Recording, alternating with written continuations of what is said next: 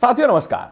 Vote चोरी का एक नया तरीका आप सभी के सामने प्रस्तुत करने जा रहा हूं और वो तरीका इस्तेमाल किया जा रहा है या फिर कहें उसका पायलट टेस्ट किया जा रहा है बीएमसी के चुनाव में। आज बीएमसी के चुनावों की वोटिंग चल रही है। जिस वक्त ये वीडियो रिकॉर्ड हो रहा है उस वक्त महाराष्ट्र में बीएमसी के चुनावों में वोटिंग जारी है और जो वीडियो निकल कर आ रहे हैं वो हैरान करने वाले हैं।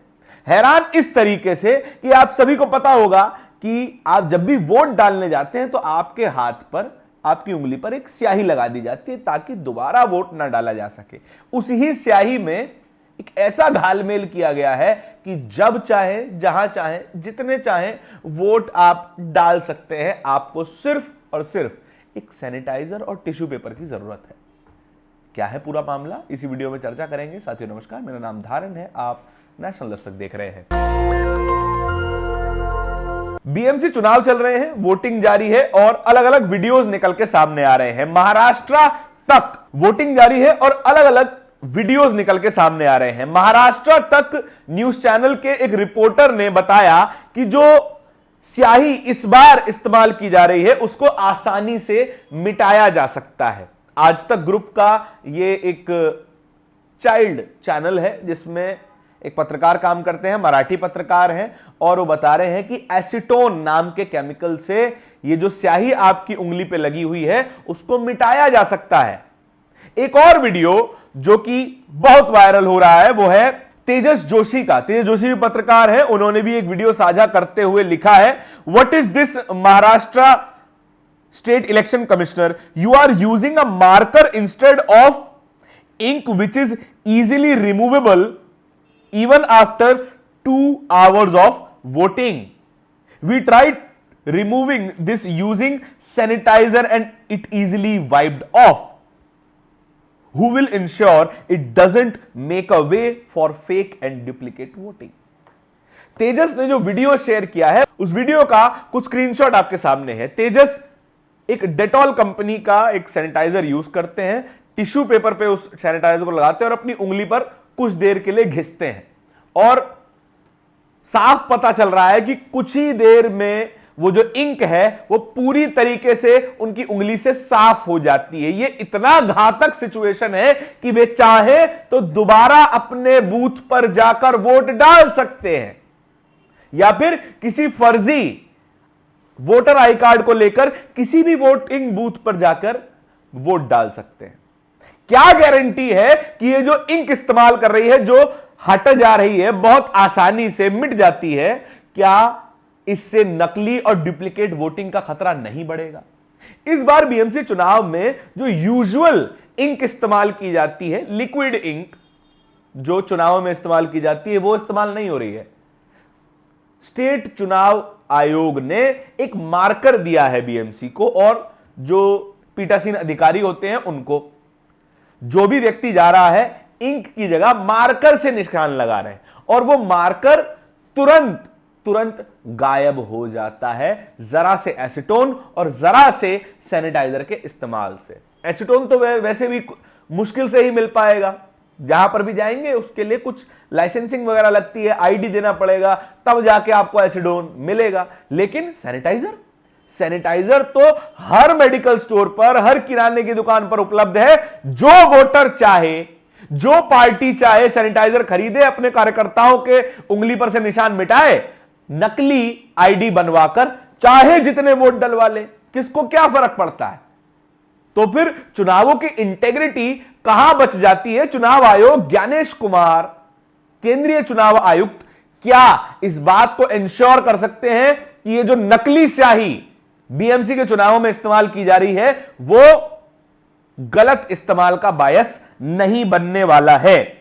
मिलिंद खांडेकर मराठी तक का ये वीडियो शेयर करते हुए लिख रहे हैं जिसमें एक मराठी जर्नलिस्ट अपनी उंगली पर से वोटिंग के बाद की स्याही को मिटाते हुए दिखाई दे रहे हैं। उन्होंने क्या लिखा है, बीएमसी चुनाव में गजब हो रहा है, वोटरों को स्याही की जगह मार्कर से निशान लगाया जा रहा है। बीएमसी ने कहा है कि राज्य चुनाव आयोग ने ही मार्कर दिया है, वोटिंग के बाद स्याही के इस्तेमाल होता है जिससे मिटाना बेहद मुश्किल होता है ताकि दोबारा वोट ना दिया जा सके। आपके और हमारे वोट की ताकत ही इसीलिए है कि वो एक ही बार दिया जा सकता है। अंबानी का वोट, अडानी का वोट और हमारा वोट, आपका वोट बराबर है।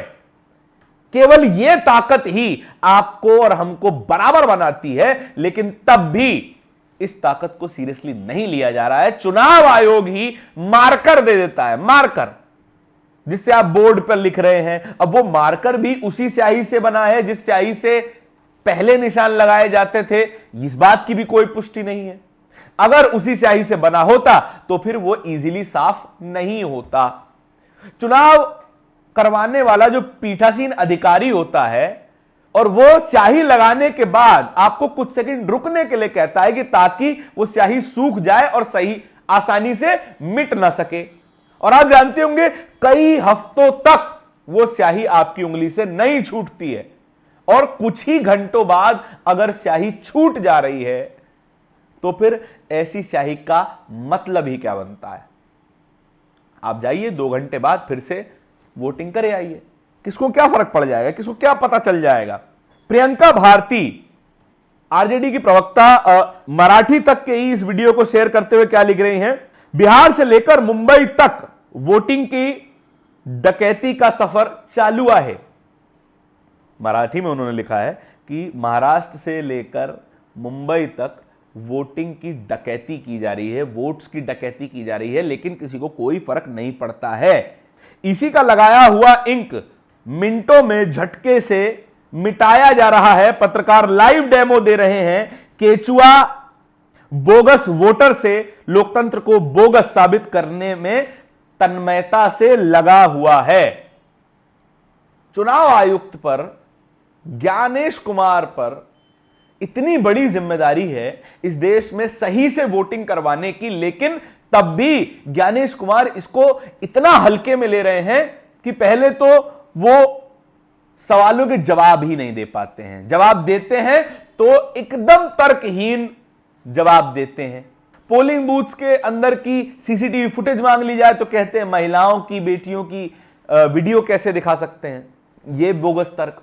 और तमाम तरीके के उन सवालों को जो उनके कार्यशैली पर और उनकी जिम्मेदारी पर सवाल उठाता है, उन तमाम सवालों को वो लगातार इग्नोर करते जा रहे हैं। और आई एम 100% श्योर कि इन सवालों पर भी उनका कोई रिएक्शन नहीं आने वाला है।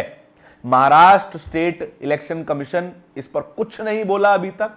बीएमसी ने बताया कि ये जो मार्कर दिया गया है, जिसकी स्याही मिनटों में छूट जा रही है, वो भी चुनाव आयोग की तरफ से दिया गया है। क्या केंद्रीय चुनाव आयोग को इसके बारे में जानकारी है या नहीं, इस बात की भी कोई गारंटी नहीं है। साथ ही क्या हो रहा है, साथ ही में कई वोटर्स जो कि वोटिंग की पर्ची लेकर के अपने वोट कास्ट करने के लिए जा रहे हैं, उनको भी वापस भेजा जा रहा है कि आपका वोट तो है ही नहीं। यहां पर जिनके पास वोटिंग की पर्ची है तो उनका वोट कैसे नहीं हो सकता।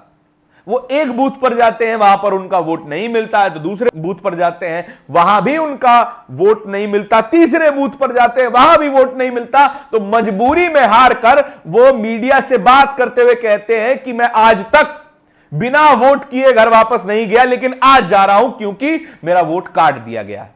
प्रियंका चतुर्वेदी सांसद हैं राज्यसभा की, और उनका भी बूथ बदल दिया जाता है अचानक।